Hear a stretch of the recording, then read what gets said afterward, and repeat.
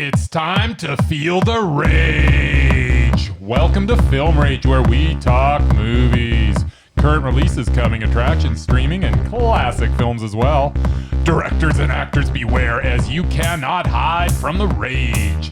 My name is Bryce, and I'm part of the Film Rage crew, which also includes Jim. Hey. Jim. And the one and only original Ayatollah of rock and rolla, Murray. Hello, Murray. Yo.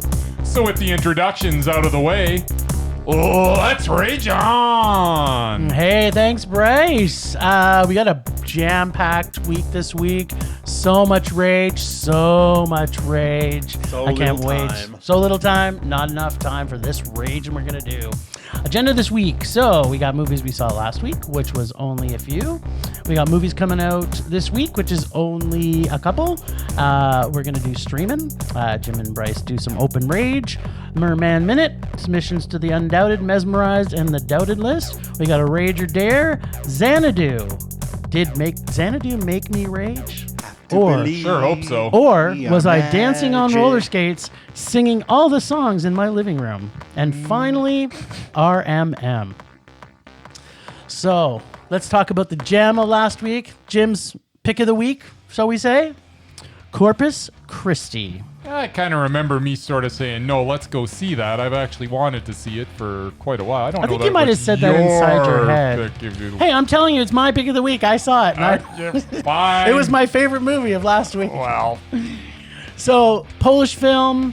Director is Jan Komasa. And I'm going to pronounce these. Hopefully some of my Polish friends are listening. Mateusz Pazowicz and stars Bartosz Belenia. Yeah, thanks. You're doing good.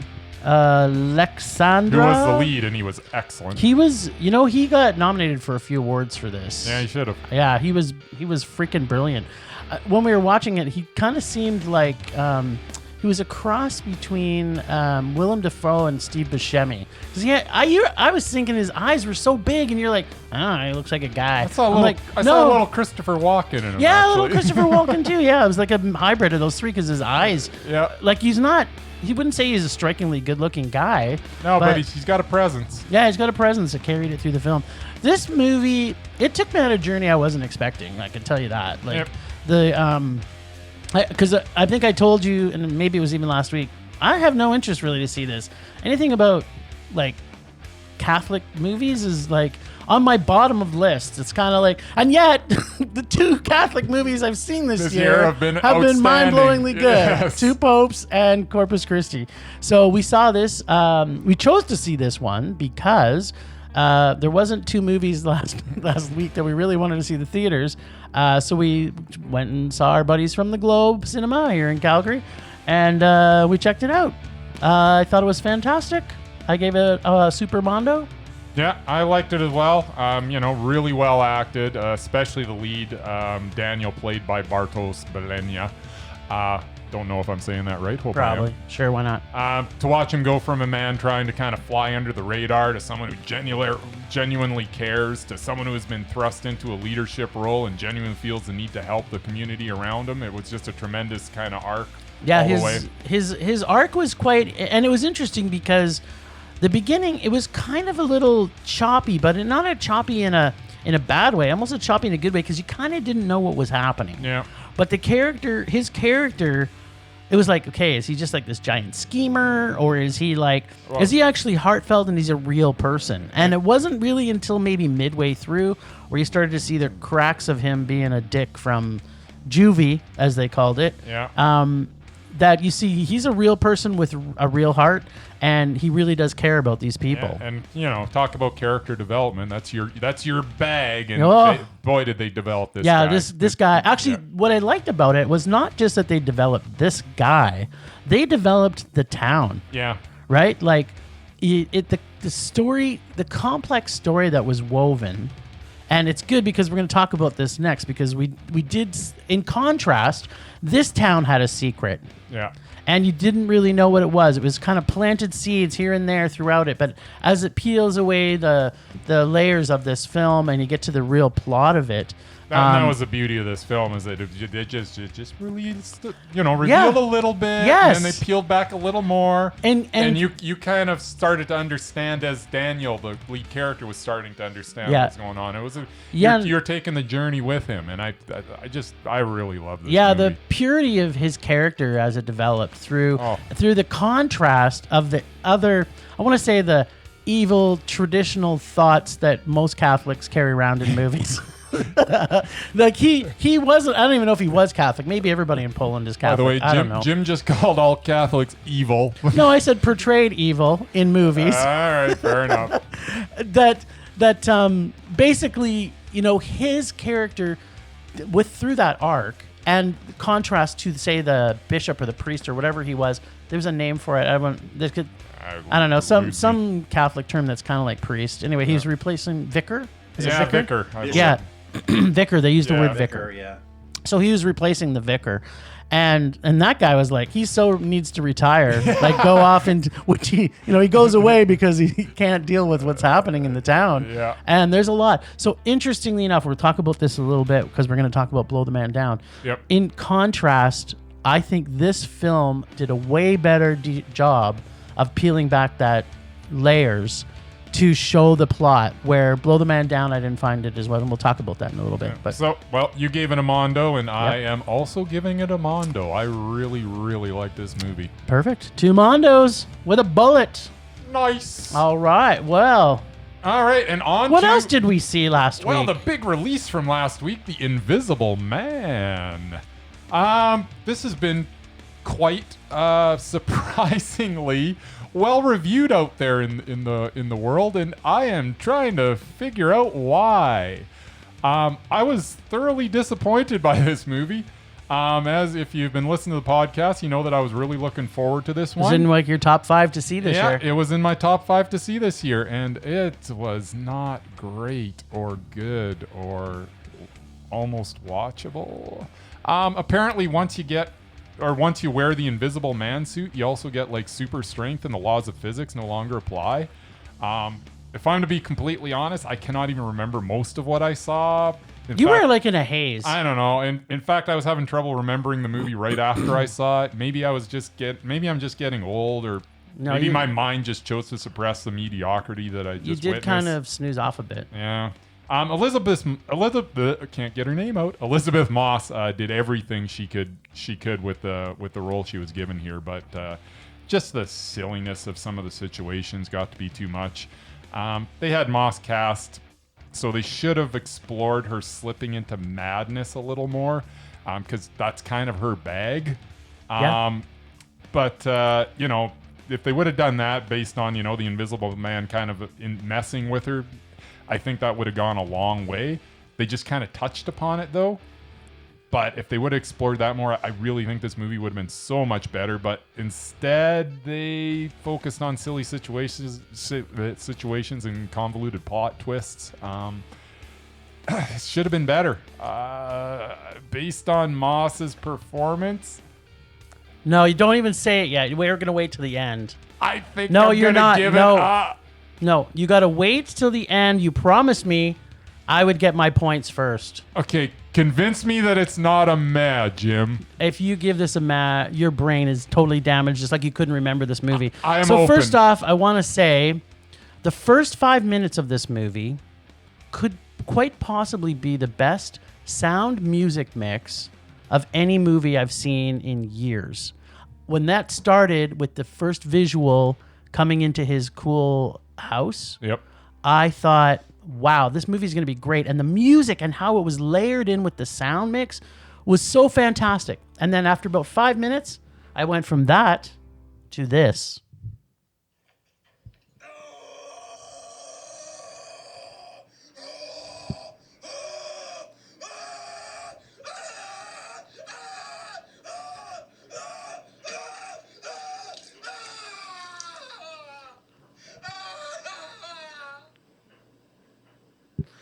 Yeah, the fact that anybody actually thought anything good about this movie comes as a complete shock to me.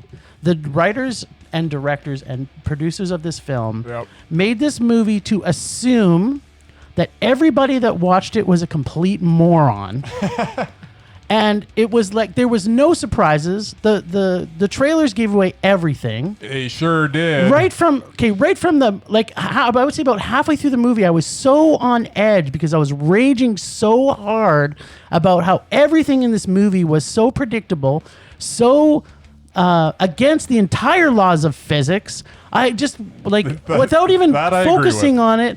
There was just one thing after another, and an actor's performance could not... I mean, she did a great job. I really enjoyed her, and her alone. Every other character in this movie, I was waiting for them all to die. I wish that they would have killed her. You can't take a movie that is this bad, and no matter how good one performance in it, give it anything but a rage. Yeah. But the movie was not. You actually fell asleep 3 times. I even counted because I turned towards. I think I might have fallen asleep and I have twice. A witness. So Kim is probably listening to this, and Kim can attest. You might have even snored or snuffed a little bit in your. You were so raging subconsciously that you actually passed out. So it started right after she does this great. There's a great scene where she's trying to. Escape because you get the opinion this guy's a total dick and that he's an abuser and all these wonderful things, which you find out more about later. No surprise because it's all in the trailer. And that was all great up until they sped away. And no, it wasn't even then. No? I was raging before that because right. she's this. She did so many great things. She went down to technology and she puts all the cameras off, and then her dog comes down. Yeah. Her dog comes down and she happens to just accidentally try and pull the collar off, and she falls into his car, which she perfectly knows is going to set off a fucking alarm. And so guess what? He wakes up. And so the dog's collar's off, and then she starts running. But before that, she went into the bathroom when she was doing her escape, and she put her diazepam in her bag and sealed it. Yeah. So there was no possible way that thing was ever coming out. She zipped it up. And I'm pretty sure it was a Lululemon bag, but I might go back and look at that. That's not going to just magically open. So then she's trying to hide from this guy so she doesn't see him. So she runs through the forest with a flashlight after she's woken him up. And this is only the 6th or 7th minute into the movie. Right. And then she gets to the highway. Her friend isn't even there. It makes think she might have texted that, say, "Are you at the meeting point?" That was a little ridiculous. Before she even fucking left the house. This grand escape, and she's just going to sit there and wait. On the highway, which magically she's catching a bus. Like she's catching a bus, waiting, it's got her finger out, waiting for someone to pick her up. And then guess what? The diazepam absolutely falls out of her bag, and for no apparent, which was zipped up and apparently no reason. And then this is her sister that picks her up, who knows this guy's an abuser. They've been talking about this guy for years, and there's no urgency to her. She was just like, "What's the matter? What's happened? Oh, you're finally leaving?" And then, of course, he comes running down the stairs, smashes the glass, breaks it, and then magically he found the diazepam on the ground. I'm like, okay, so are you assuming that none of us could figure out if there was any other more intelligent way for him to know that he was drugged and for this pill bottle to come back into the movie? It made them think like, yeah, these people are really stupid. They can't. And this is just 7 or 8 minutes into the movie. And then it just went down from there. First of all, your point about he didn't have any... There was no sense of physics in this whatsoever. No, there wasn't. She's walking around this creaky wooden house, and you can hear the creaks everywhere. When he walks, there's no creaks. Yeah. And then she goes outside, and you can see her breath because it's cold outside. But and then you saw his breath once. You only saw it once. It's like all of a sudden he appeared. We already knew he was outside. It was just one thing after another. It was just so annoying. I couldn't stop getting angry. And then the one that was really the good one. So anybody who's cooked with gas stoves, like. I think they were cooking bacon and eggs or something that, some whatever. sort of breakfast. Anyway, when you turn up the gas on a gas stove, it doesn't instantly ignite the pan. It doesn't matter. It does according to this movie, Jim. According to this movie, that by turning up the gas, and okay, he's a fairly big guy. And this is a narrow space. And a fairly bad actor. And a fairly bad actor. So he couldn't have acted his way out of that kitchen, even with that suit on. Nope. So it was like it just kept getting worse and worse. But what the icing on the cake was, you've got when she's finally in the mental hospital and she's telling everybody he's there. Yep. And this made you upset because we talked about this after. And we didn't even say 2 words. We're just like, "Where's the blood?" So There's no blood. She cuts her wrist along the vein. So there's a shitload of blood. That's how people commit suicide. A half a foot of cut. Yeah, on the vein. And most people would die. Yeah. Like, that's how people die. Yeah. And yet she's running all around the hospital with no blood coming anywhere. There was no blood trail anywhere. She It's stabbed crazy. him like 5 or 6 times with this pen. You saw that she purged it. Not any blood from him either. Yeah. Yet We saw some little red dots where she stabbed him, but nothing spewing. There's nothing. Yeah, it was crazy. Or how about, like, there's 20 people in the hallway that are all security guards carrying guns. Yeah. And not one could figure out where he was. Yeah. Or how about how many times she was like, oh, I can't see this guy. I better, throw something on him. So, yeah, how about that? He's invisible. Just throw flour everywhere. You'll find exactly where he is. Why don't you have it, like, on you at all times? At all times, carry on a bag of flour. That is a good point, Jim. Yeah. Oh, like, she should have been like one of those weightlifting competitors from the Olympics. Just have a bag of chalk. Just have a bag of chalk everywhere, throwing it. There, look, there he is. There he is. It's like, yeah, I'm trying to convince you he's here, and then did nothing to prove it, other than walk around complaining about it and going into this massive hysteria of mental illness. You're making some good points. Yeah, I can't even remember half of it because I was trying to block it out. Like, if I had to give this a rating out of 10, which we don't do on this would have been a 1. Okay. And only because of her acting in it. Like, without her acting, it's a 0. And I've never given a 0. You're starting to make me rage here, Jim. I think my blood pressure's up. I don't know if I can. I got to find a way to stop raging about this movie. You've convinced me. It's the heaviest. It's the heaviest rage since Sonic. Wait, wasn't that last week? And Sonic still beat it at the box office. No. Did it really? There is nothing redeeming about this movie. Still number 1, 3 weeks in a row. Oh, good for Sonic. I think the summation, one of my friends at work actually said to me, because we talked about this today, earlier in the day. Yeah. And I'm asking her, she says, yeah, I kind of really liked it. I went, what? And then she's like, yeah, I kind of like jump scare movies. I'm like, okay, maybe give her that. And I'm like, so what about this part? Didn't that bother you? And what about this part? Didn't that bother you? And she's like, oh, I think I actually maybe fell asleep a couple times. I'm like, yeah, because it wasn't as good as you remember it. It's like, it seems like everybody is like, yeah, I seem to have fallen asleep. Was there something built into the movie to make people to fall asleep to hopefully make them forget that it was terrible? Well, yeah, you're trying to follow an invisible man. You can't see him. Oh, yeah, There that's you what go. it is. All right, well, that's enough rage for that. Yeah. This is just building up to my next rage, by Let's the move way. on, because we got a whole lot more rage to come. right. And we don't want our blood pressure spiking just quite this True early. enough. Blow the Man Down. We saw this at the Globe. We saw it was off the cuff film.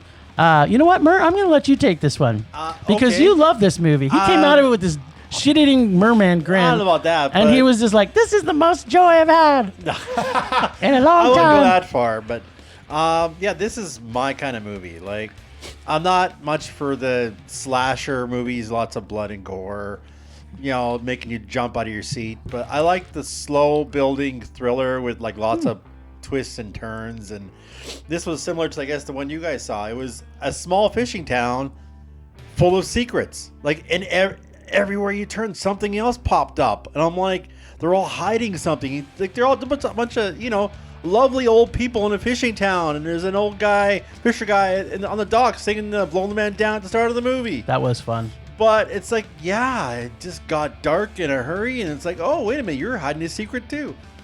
But There yeah, was secrets I really to enjoyed be had. it.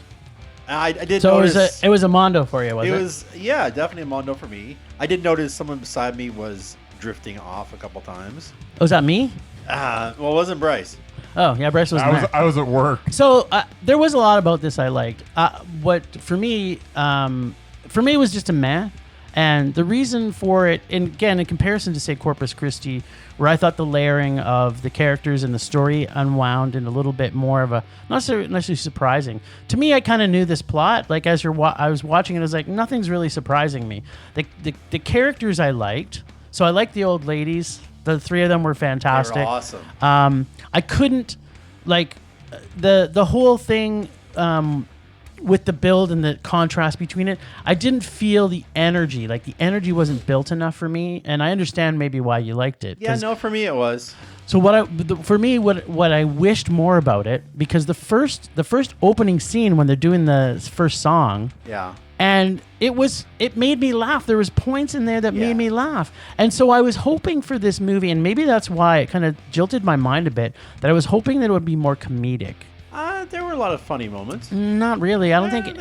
I think. Well, the audience seemed to think so anyway. I didn't hear any of them laugh the whole movie. A few times I did. You snicker maybe, Oh. but that part, like the very beginning, set this precedent. Said, "Wow, this is going to have some cute, funny parts," and then it was a pretty serious plot. The movie started off with the funeral. Like their mother died, so that's kind of no. It a was way the to singing. start. The guy singing at the beginning. Yeah, but right after that, they went right from that to a funeral. Even the singing part was hilarious. Like that's you true, couldn't stop laughing because yeah. the way they did it. They show all these fishing guys, and it was almost like a Monty Python sketch. No. And the one guy smoking a pipe or whatever. It kind of reminded me a little bit of Hot Fuzz. But not as funny. Not as funny, but it's like, he goes to a small town. Yeah. I think everyone's just lovely and they're all sweet to each other and everything. Oh, no, they're not. They're dark. Yeah. I guess maybe I was hoping for it to be more dark because I didn't find the surprises. Like, you kind of knew, okay, there's a whorehouse in town and she runs it. And you knew the other ones were part of it. It's a small fishing town. Like, 500 people. It could be Newfoundland somewhere. Yeah. It was set in Maine. Yeah. There's a town whorehouse that's like basically run by the elders of the town. Like that was just awesome. That part was good. It was. I'd give it to you. And surprising appearance by one of my favorites, Annette O'Toole. Yeah, Annette O'Toole. There was a couple of. I didn't recognize too many other ones, but there wasn't a lot. Not a big names, but no, she was maybe the biggest one in there, but. Who was actually in it? I don't know. Who knows? Anyway, I liked it a lot, and David Coffin, David Pridemore, Adam. Why is it only the men in there? There were hardly any men in this movie. I recognize the one main prostitute girl. Can't remember from what though. Yeah, she was good actually. Yeah, I like. Overall, some of the characters were good. Overall, it was good. It was a low budget independent movie, which is good. As much as I love Cuff, I mean, I volunteer all year round for them. Mm-hmm. Some of their films are a little out there for me. That's what I was expecting. This one was like right on the money for what Murray was having a joygasm over it. There you go. Well, I'm still gonna see it. He blew the man down, if you know what I'm saying. Wank, wank. Correct. It is produced by Amazon Studios, I believe, so it'll probably be coming out on Amazon in the near future. So, all right then, I'll check it out when it hits my streaming service. Yes, you will. Right. So, what's coming out this week? This is on your love list. Well, it is on one of my top 5 to see this year. So far I'm 0 for 1, I believe. Was there anything else? You're 0 for 2, actually. What was the other one? Am I 0 for 2 already? It wasn't Sonic. That was one. No, I definitely wasn't looking forward to Fantasy Island. Oh yeah, Fantasy Island was the other one. That was also which I warned you about. I don't know that was that. It was a meh. It wasn't a Mondo. Yeah, you were hoping it was going to be a Mondo, and it was just a meh. Well, it sure wasn't Sonic. At any rate, this weekend, The Way Back is coming out, which is the latest Gavin O'Connor outing. He's the guy that brought us The Accountant. Yes. So we not only get him, but we get Ben Affleck we get the accountant himself with him. Yeah. So that combination, I think, is going to be gold for maybe many years to come. I got no reason to doubt him so far, so I'm not going to. I'm looking forward to this one. It was on my list of movies I was looking forward to this year, and so was The Invisible Man, and so was Fantasy Island. But let's pretend those didn't happen. Exactly. And you know what? What are the odds of 3 in a row? And I'm going to predict right here, right now, that this is going to potentially make my rage list. I know that that doesn't shock me in the least. No, I love The Accountant. You know that. I know that. And you know what? If you watch the trailer for this movie, I was raging through the trailer. It looks terrible. It does look terrible. It looks absolutely terrible. But I have faith. I have faith in both these gentlemen, and I think it's going to be good. The reason I think it's not going to be good, and it's another one of those First off, I hate sports movies in general. I love sports movies. No. In general. Most of them are terrible. Most of them are they're annoying. great. And usually someone will go, They're always this so plot, inspirational. This plot is not about whatever. Pick the sport, A, B, C, D, F, G. It's not about golf. It's not about bowling. It's not about darts, whatever sport they're fucking playing. And now it's about, baseball. And wait, the plot is basically a guy who was good. Wait a minute. Wait for it. He gets drunk. And then he goes back and coaches. It's hardball again. It's basically every sports movie Tom that's Hanks. ever been made. And so I am It's a not going to be Keanu surprised. classic. It's not. I already hate it. I haven't seen it. There has to be like a miracle, perhaps from the Catholic gods. Miracle. This guy to actually make me- directed Miracle. Oh, please tell Same me he guy didn't did make Miracle. Miracle. He did. That movie was also With terrible. Kurt Yes, it Russell. was. So Yeah, this he is what actually you have. directed it.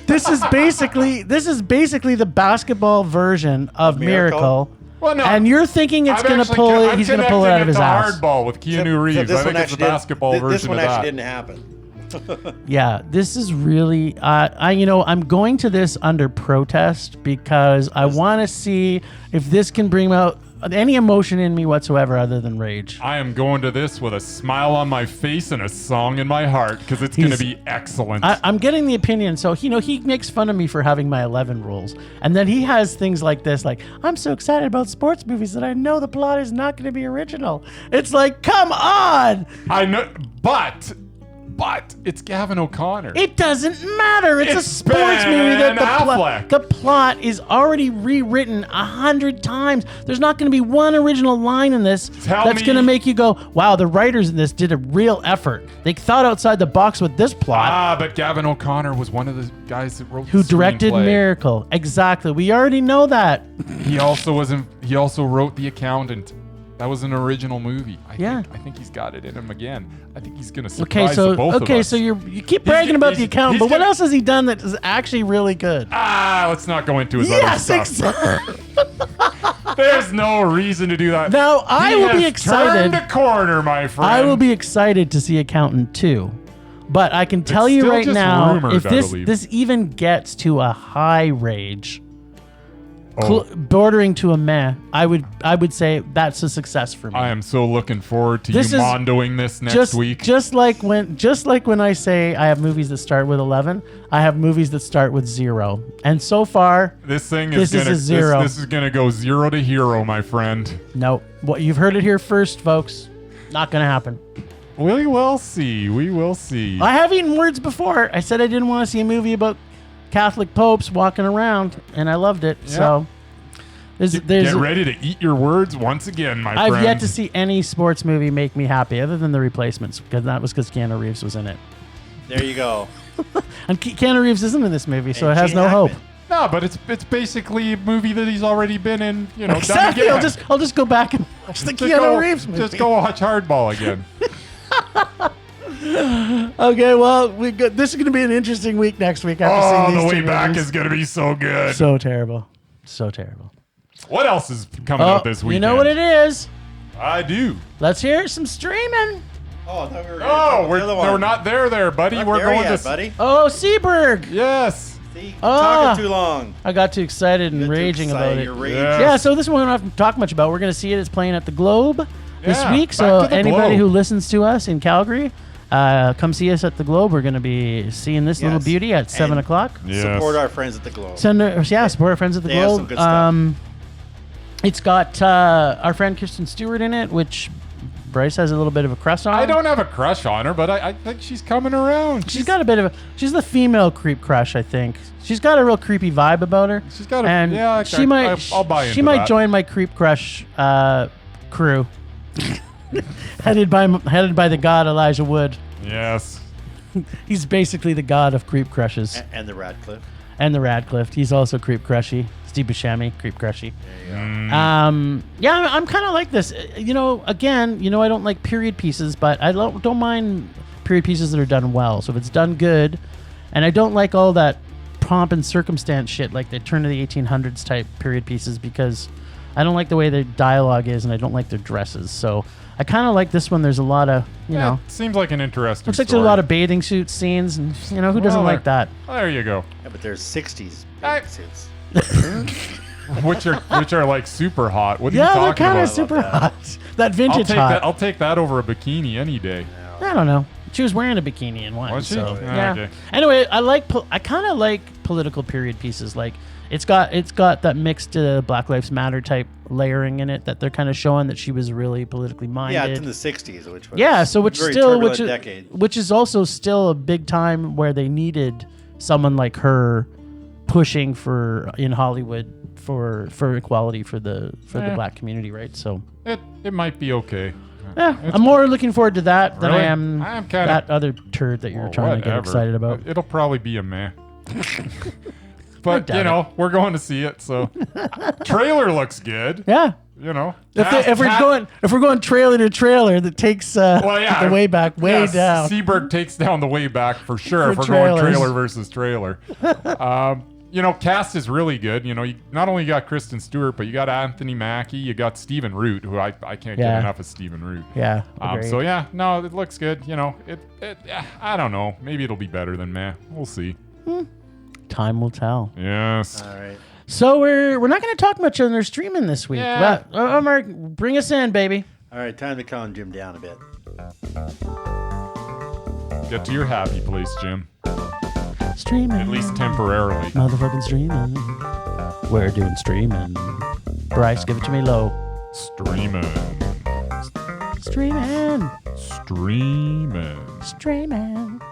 So funny, I did watch a couple of flicks. One in particular that we're not going to talk to because there's too many other things I got to rage about today, and you haven't seen this one, so we're gonna save it. We're gonna sprinkle it because maybe some of our listeners will also watch it, and then when we rate it next week, they'll know. Cool. Maybe.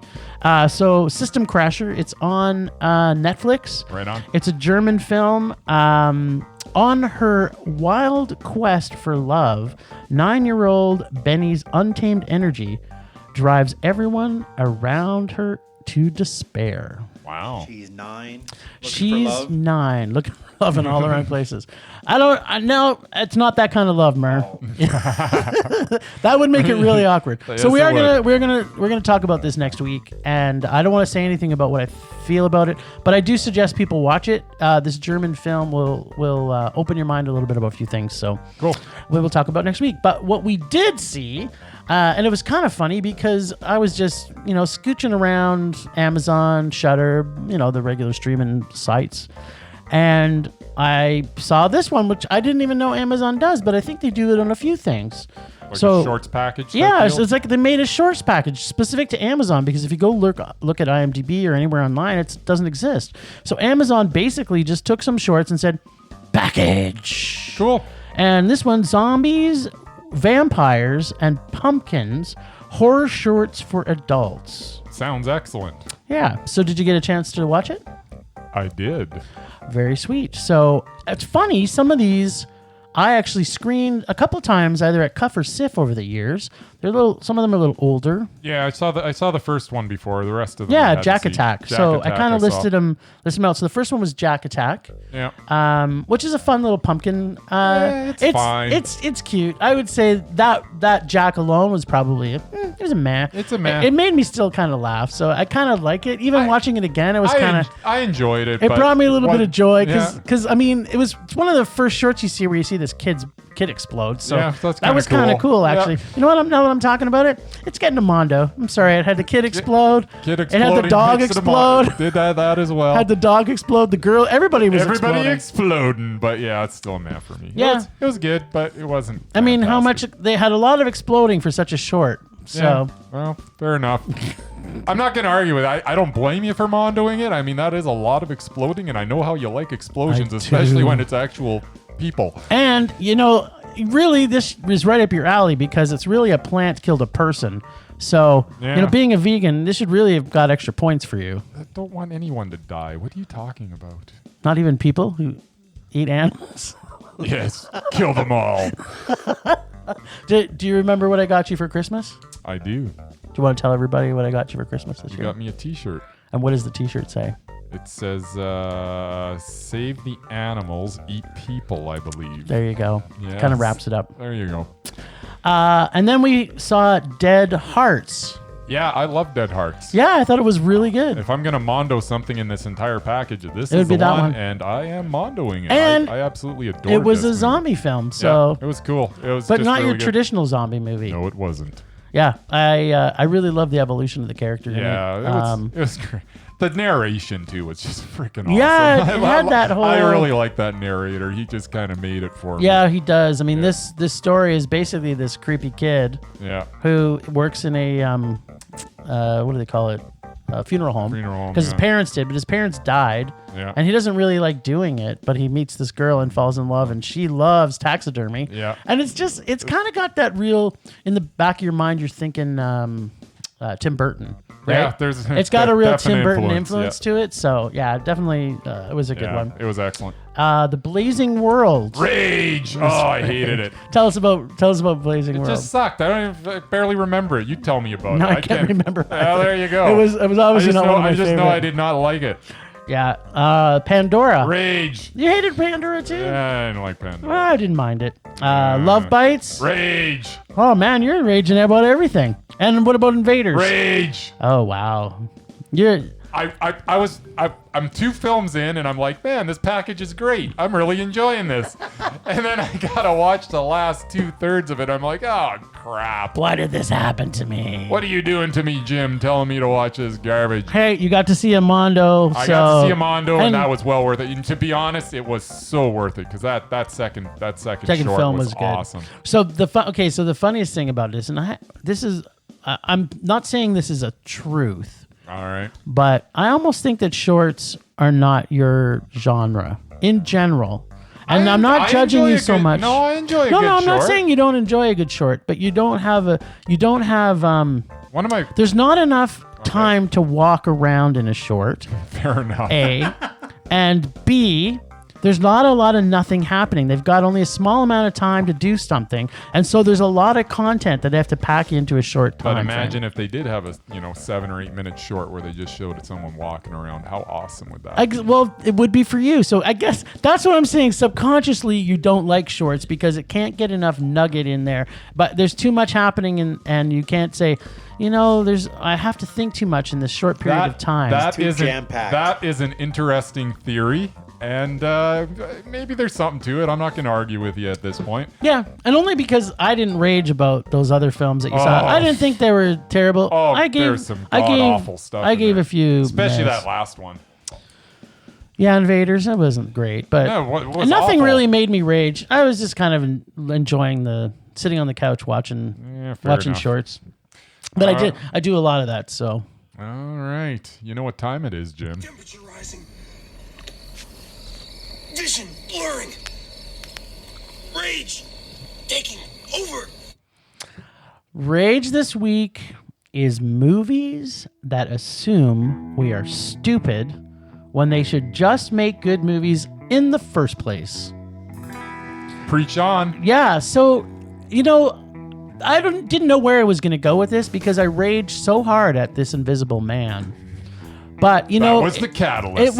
It was the catalyst. It was kind of like, but Sonic came right after. Yeah, like fair we enough. saw Sonic almost. Was it last week? Like I can't get Sonic out of my head, and I just keep thinking, first of all, I kind of talked about this with those kids movies. They need to have like some kind of warning that when you watch this movie, we are assuming that you are the biggest moron on the planet. And that you have I'm surprised they didn't do a montage in this. This is how, like in Invisible Man, that they would have put a montage to explain all the things that were completely obvious. Like, oh, here's what happened when she dropped the diazepam. I would have been instantly raging if that happened. So what you need descriptive video like they have on TV. Yeah, for, descriptive for video. blind people. Yeah, that's actually, you know what? But if they would have put that in the trailer to sort of say it. But you know what? Actually, it's because you know me, I'm a huge horror fan. But Yes. one of the things that I've started to realize over the years, because when you went rage on ghost stories, to me it's slasher movies. All right. I am so done with slasher movies. I still like there's slasher movies. there's nothing that comes out that's original on it. Like if they do some really cool ways of killing people, I'm on board. Like there's a bit of a funny story. My daughter sent me a message when The Terrifier came out on Netflix. All right. And so I didn't know anything about it. So I don't know what, I was in my own headspace. And she sends me the message that she said, you need to see this movie. I just saw it on Netflix. And it's definitely going to be up for an Academy Award, which normally wouldn't make me want to see it. Because I'd be like, whatever, I don't care. And but the fact that she said that, she hasn't texted me that ever. And then so I said, well, I better go check this out. And of course I put on The Terrifier, and anyone who has ever seen it, it's about this satanic killer clown that kills people in some really creative ways. It's basically one of the worst. I loved it. It was a super love Mondo for me. But she was like so put out by the movie because why didn't... But Netflix is bringing out a part 2 of The Terrifier, by the way. These are the type of slasher movies I like. But the regular ones, it's kind of like, okay, enough of us... when you see a zombie movie, like the very first zombie movie, when people didn't know zombies were a thing, and then all of a sudden... you'd be like, what's that guy coming towards you? He looks kind of creepy. Like maybe he's on some kind of LSD or something and he's going to attack me. You wouldn't think he's going to bite you. Like, it's just, you wouldn't know that. But because now we're in a generation, I mean, Night of the Living Dead came out in 69, 67? So people know that zombies exist. You can't now be killed by a zombie by surprise, someone walking down the street. Some creepy dudes walking down the street. This is what slasher movies is becoming. Because it's kind of like, first of all, don't separate. We talked about that from the movie the other day. Number one, don't separate. Stay together, all of you. There's one of them and like 20 of you. Just fucking kill him when he comes through the door. Number two, don't go running in the forest with a flashlight. He can see exactly where you're going.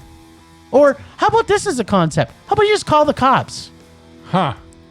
And, the only way that I think slasher movies could really work now, and we talked about this a few episodes ago, was on Stranger Things, because they didn't have cell phones. So if every slasher movie was a period piece, it would kind of make sense. Fair enough. But otherwise, I'm tired of seeing movies that assume that I'm stupid and have to either put a montage or spell everything out for me that I can't figure it out for myself because I'm too stupid. Yeah. And it's just, to me, it's an insult to my intelligence. I've actually seen, I'm off the top of my head, I can't come up with anything because, I'm kind of old and dumb. But there's definitely been movies where I've actually really enjoyed the movie, and then they put some stupid thing that, actually Joker's actually a good example of, we had to put in this stupid little montage of the whole movie again in like 5 minutes. See, so that we could see that, he actually he's not based in reality in some of these points. If you're semi-intelligent at all, you already know that. You don't have to have it spelled out for you, and that kind of took me out of the movie. That was my one complaint in that movie. That still really loved the movie, but I still should have taken it to a man with you. It almost you did. say you don't have rules, but you do have rules, and that is definitely one of them. If something bothers you about a movie, it could be going from a Mondo down to a Rage in like seconds. Yeah. But it's like subconsciously, if there's somebody, no, like I really liked Elizabeth Moss in this, so the fact that the movie was terrible and that you've got a rule in your head that, she was so great in this, and I've got a little bit of a crush on her, that it's gonna stay at a man. And then you make fun of my creep crushes and my. And my love of Keanu Reeves. Whatever. So we each have our own weirdness that makes us, I guess, super great about our feelings. Yeah, whatever. Anyway, I'm passing the baton. That's my rage this week. All right, I guess I am up. All right, so we're going to start this with a little bit of a warning because there are spoilers in my rage this week. Yes. There's spoilers from movies that have been out for years and years and years, so they're really not spoilers at this point, I don't think. Anyways, my rage this week is trailers that give away way too much. Funny how we're talking about the same movie. And in some cases, the entire movie. Of course, I do bring this up because of The Invisible Man. The trailer was like a mini movie, and although it didn't give away every ridiculous plot point, it did give away way too much. There are too many examples of this to go over them all, but here are a few of the major offenders. In 2003, we got the movie Out of Time, starring Denzel Washington. There is literally no reason to watch the movie after seeing the trailer. The entire movie and every single plot point is revealed. Same deal with 1999's Arlington Road, starring Jeff Bridges, Tim Robbins, Joan Cusack, and Hope Davis. What a cast. I know. I really like this movie, but imagine how much more I would have liked it had I not already seen it in a 3-minute condensed version ahead of time. The first trailer of 2009's Shutter Island did the exact same thing. Here's one. In 2000, we got Castaways starring Tom Hanks, shipwrecked on a deserted island. The movie should have been a tension-filled survival epic with us wondering if Tom Hanks' character could possibly survive. Well, if you watch the trailer, it killed any potential tension as they literally showed him reuniting with his wife in the trailer. Why would you do that? I don't understand. Which is the last 5 minutes of the movie? Yep. In Terminator Salvation, Sam Worthington's character turns out to be a Terminator. This is a major plot point that you would think you would want to keep on the low down, but on the down low, I should say. But if you watch the trailer, this major arc in the story is given away, and the shocking reveal was completely squandered. I don't understand. 2000's What Lies Beneath, starring Michelle Pfeiffer and Harrison Ford, I like that one. was not a great movie. No, it was terrible. Especially when they give away the twist ending in the trailer. Yes, it's so true. Do you know? Pfeiffer's so good. Did you know that the Free Willy trailer actually shows them freeing Willy? Although I guess they gave that away, that ending away with, the title of the movie. It was called Free Willy? Yeah. I thought it was going to be a porn, actually, and I was disappointed. I guess you would have been. And now for some of the greatest offenders. First off, 1977's Carrie, starring Sissy Spacek. They show the entire climax of the film in the trailer. Every single thing. Including the pig's blood. In 2000... Wait a minute. Hold on a minute. They showed her blowing up her house and killing her mom at the end? They didn't show that. That's the end of the movie, dude. That's not the climax Or did of the they movie. see her come back? That's not the climax of the movie. Oh, it was for me. It's prom night was the climax. Oh, okay. What? Exactly. Yeah, exactly. I mean, yeah. This is getting off the rails. It really is. In 2008's Quarantine, they literally show you the last shot of the movie in the trailer. Thank God I saw the superior movie this shot-for-shot remake was based on, Wreck, long before seeing the trailer for this inferior reproduction. This last shot was terrifying, but not so much when you've already seen it in the trailer. And then there's Sam Raimi's Spider-Man 3. Not a very good movie anyways, but we're going to go over some things anyways. It was the weakest. The trailer reveals a buttload of plot points.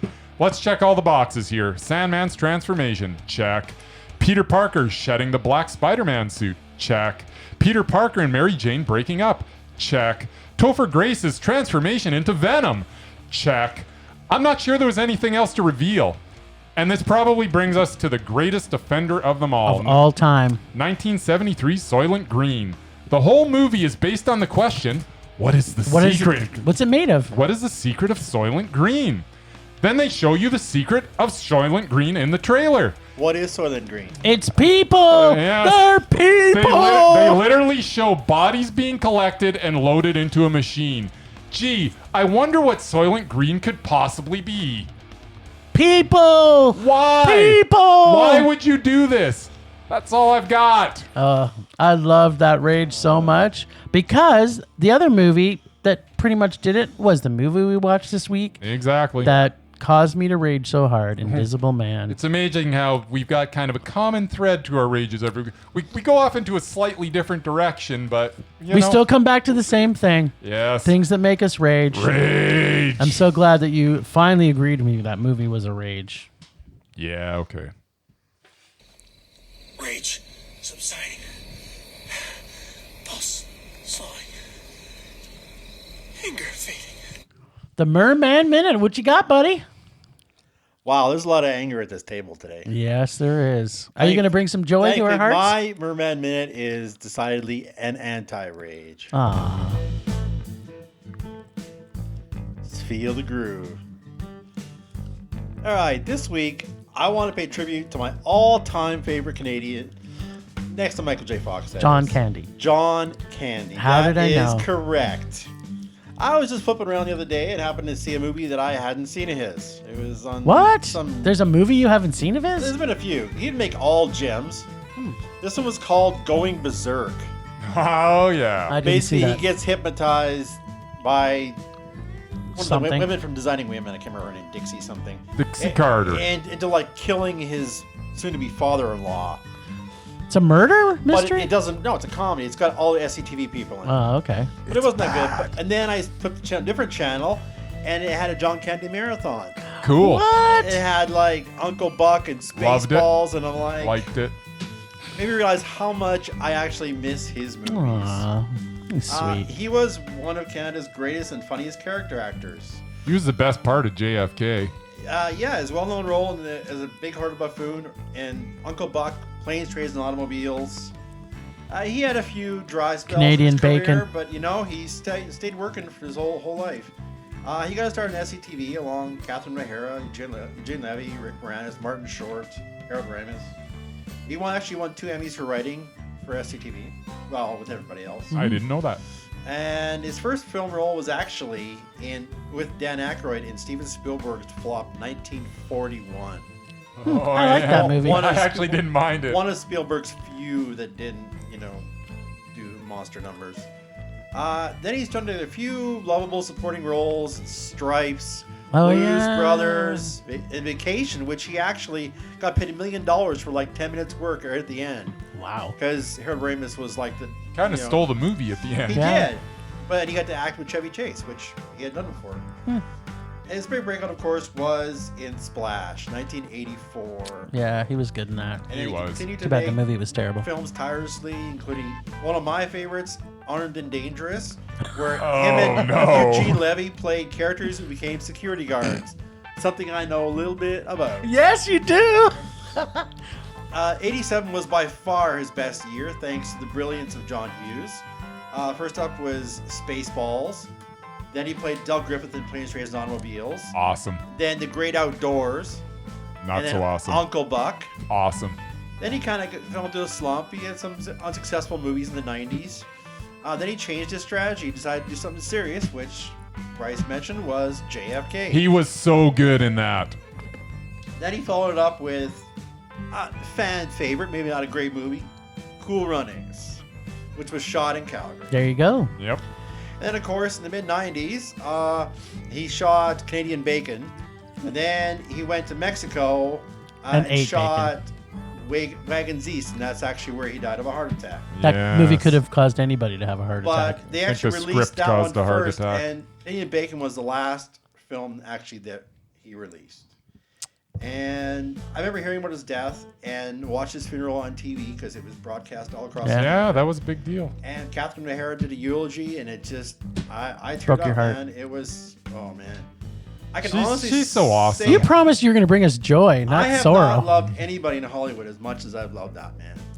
Like Cool. for that reason, he will always be my all-time Undoubted and Mesmerized Crush. Who's Right your on. crush? And that is all I got.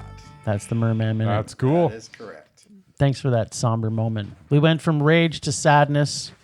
Are we going to bring with a some little- joy? There was a little bit. Just watch some there was a John little Candy bit of joy. movies. It will make you smile. Absolutely. I'm with Sweet. you there, brother. Yep, he's a smile maker. That is true. All right, well, we're running. We're running. Let's- Yeah. We got lots to do. I got a couple things for the list this week. All right, let's get through it. So I got nomination for the Undoubted, and I got a couple for the Mesmerized list. So this All right, well, week it's kind of your turn. I'm took it last week. nominating Christopher Walken and Willem Dafoe in the Mesmerized list.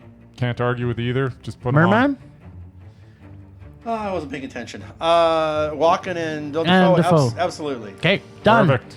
And for the Undoubted, I'm throwing in Tom Hardy. We'll see if there's a double Matt or a Rage in the list. I put down his last, I think, 10. Yeah, none of them made me rage. There's Is no. there a double man there? That's what I'm looking at. Yeah. I'm looking at the first 2 films, and I'm trying to decide. Dunkirk to me was a Mondo. I loved it. The visuals of it for me were Well, great. Dark Knight Rises was so long ago. Yeah, I but can't it's believe still it was that old. yeah. That's also 9 back. So Yeah, but that was the weakest of that trilogy as well. Yeah, basically what we're saying is if you gave Venom or Dunkirk one of those two a meh. Everything else is awesome. Like, yeah, The Drop was awesome. Child 44 I loved. Yep. Mad Max Fury Road was unbelievably good. London Road was great. Yep. Legend was great. I'm Mondo all the way through. Revenant, Mondo for me. So can you get a Mondo out of Venom or Dunkirk? And do either one of those make you rage? Man, he was good he was the best part of Dunkirk. Yeah. So based on your rating system, that alone should get him up to a Mondo. You know what? It's done, people! We've got another Undoubted! Tom Hardy is now undoubted. He's undoubted. This has taken us a while, people. We've got a success. And just to remind people, we have two that are still on the bubble. Because if your nomination from Amy Adams, if your next movie is a Met or a Mondo. I need to go back and look at it. No, we've already done it. We're not going back. You've already passed the test. We made those rulings. You can go back and listen to our podcast. I'm going to have to go back and listen. She just has to get a Met. Yes, you did. All right. Met or Mondo, and Murray's Amy Adams makes the list. And you had... who we didn't make Paul it last Paul Dano, yes. which you're apparently going to just There was this two week. There was two Mez back to back. So, no go. But they weren't Mez. They were solid. One of them almost made me rage. So you should definitely take that back before it goes rage. And then he's got 8 before he's going to get a chance again. Because one of those I pushed it just for you. That's basically your birthday present early, is that I gave 2 Mez instead of a meh and a rage. Well, happy birthday to me. Exactly. So, this could be an Undoubted. This summer, we could have some Undoubted. So you're saying Amy Adams might make the list based on the next movie, but Paul Dano has no shot. Hey, I'm not saying I don't like Paul Dano. To Murray's point, we made the rules. I know it's a double meh. Absolutely, it's hard to make this list. I'm not. Yeah. Don't be crying over spilt milk. Yeah, whatever. Just suck it up, princess. It's my party, and I'll cry if I want to. Okay, start crying. All right. So I didn't have anything on the doubted list this week. Nothing made me really. Yeah, it's all right. We got to focus on the doubted further. Yeah, we'll get there. All right. So this week, Rage or Dare. Let's talk about what happened with me last week and my fabulous dare that you guys got me to do. Xanadu. And how was Xanadu, Jim? Did you really enjoy it? I bet you did. So what the music was stuck in my head for days after. And was that good or bad? It did its job. Interestingly, it was funny because as we were watching it, my wife said, "We're watching Xanadu?" She was never been so excited. She says, "I had this album. I listened to every song." She sang every song as it came on.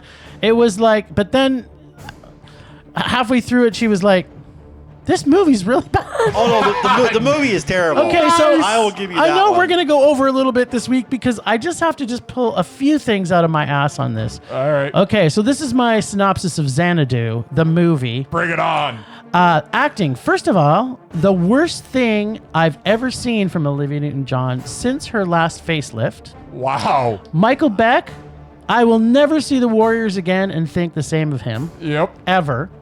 Gene Kelly, you should have retired or at least saved your soul before trying to dance with Olivia Newton-John. I'm enjoying this so much. I thought I liked the band ELO until I remembered they were in this movie. Yes, they were.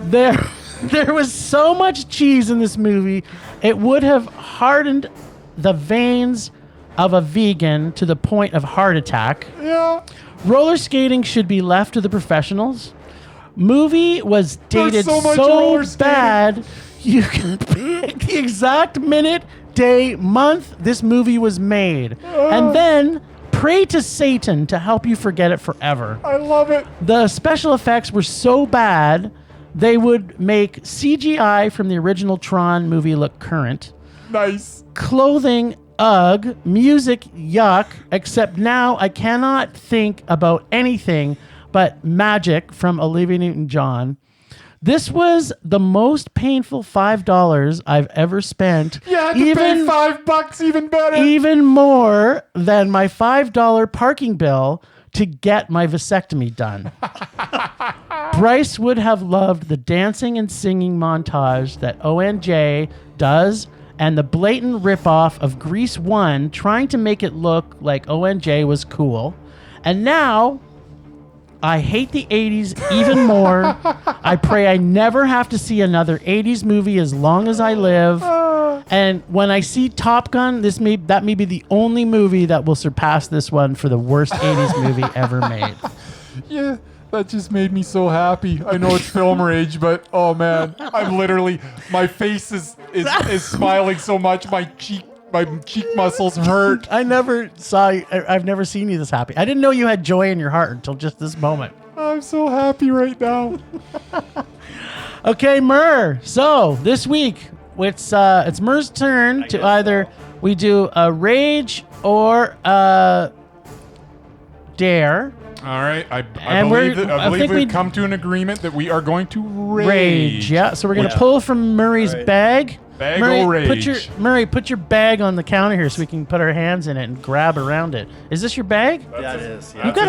You've got a really big bag. I do. Do you want us to do it together, or do you want me to just pull? I don't think it's possible to do it together. Just pull one, man. Actually, we know what we could do is we both pull it and we give it to Murray, and then he picks one of the two. One of the two? Yeah, and then we throw the other one back in so we know. Okay, pull one out. All right. I'm kind of liking this because it limits it down to just one or two. Right. We give it to Mur, and then he decides. Oh, we don't look? Nope, he's just gonna tell us, one. and then just throw the other one back in the bag there, Mur. And then reveal. Okay, Murray's happy. Did you already know which one it is? Which one? I could go either way here. I really could. I think I'm gonna go with the one that's probably easier. Okay, to so find. put the other one back in Put here. the other one back in. All right. And let's reveal what it's gonna be. All right. Are we ready? This week, I'm Jim ready. and Bryce will see. Well, because Jim loves musicals so much. Oh no, and not another Please, it's not musical. Grease 2. You know how much I love Please, musicals. not Grease 2. Hey, Grease 2 I will watch with you. I love so please much. not Grease 2. This is Mamma Mia, Here We Go Again. Oh my God! gotta be Is this kidding the me. second one or the first This one? is the second one with with Cher. Cher! Oh my God! Why did I agree to do this? This is so wrong. It's so wrong. I didn't even. Oh man. You know, you think it's gonna be bad, And then, and then he tells you what it is, and it's You know so what? much worse than you ever That's thought it what could happens be. when you pick from my bag. every time I've touched Murray's bag in history I don't of want time, to touch his It's it's bag always anymore. been bad. It's always been Oh, bad. crap. Although, you know what? Nothing can be worse than Xanadu, so I don't know. All right, well, Both were musicals. Actually, somehow, just as a correction, people Yes. need to understand that Xanadu was not a musical. Okay, what was it? It was a movie, and the soundtrack had her music. Okay. There's not once that they're actually singing. Oh, really? Well, no, like the characters aren't singing together. No. No. Okay, well, I'm glad we established that. Just so we know, this is actually, we're going to be seeing an actual musical. will. Actual musical, yes. Well, stay Outstanding. tuned next week, folks, where we will no doubtedly rage Because about this. even myself, who loves musicals, hated this. So Maybe we'll like it then. It's possible. All right. It's not possible. It's not possible. No, RMM, it's not. let's do it. all right, hang on. Here we go. Rage, Mondo, man. All right, you ready? We're ready. Okay, we got John Krasinski Oh, that's a Mondo. Mondo, and his better half, Emily Blunt, Mondo, Mondo. Cillian Murphy, Mondo. Cillian Mondo. Murphy, Carol Burnett, Mondo. Katharine Hepburn, Mondo. Mondo. Dennis Quaid, Meh. Meh. and his much more lively brother, Randy Quaid. That's a Mondo. Mondo. I love Randy Yeah, me Quaid. too. John Cusack Mondo. Mondo. No, I'm moving to meh. He's made some bad shit. Still Mondo. and No. Joan Cusack Mondo. That's a heavy Mondo. and Anne Cusack. Meh. Didn't Meh. know who that was. That's Younger another sister. Cusack. I never heard of her. She's actually older than Joan. Oh, is she? Isn't that doesn't look as interesting? good as Her Joan. mother. Okay, then we got under the A, Alan Rickman, Mondo. Yeah, Mondo. Alan Alda, Mondo. Mondo. Adam Sandler, Meh. Ashley Judd, Oh, rage. Meh. I'm going to say meh. I like doing Rage. some stuff. And I just added this one, Annette O'Toole. Mondo. I'm going to say Mondo. Absolutely Mondo. All There right. you go. All right. Well, we're over a few minutes this week, people. Just a little bit. But it was so much fun. The rage was so It heavy. was. The rage was flowing this week. Okay, thanks, Ragers, for listening. Thanks to the extended Film Rage crew of Stephanie DeRoy for social media, Leonard Conlon for his artistic vision and photography via Leonard Conlon Photography. Listen to us on Podbean, Apple Podcasts, Google Play, and Spotify. Please follow us on Facebook, Instagram, and Twitter, and our new YouTube channel. Check it out. We are always wanting your feedback, so please communicate to us in any way possible to make this a raging blast for all listeners. So please comment often, and please make us rage. Please, please. That's it for this week. Rage on. Rage on.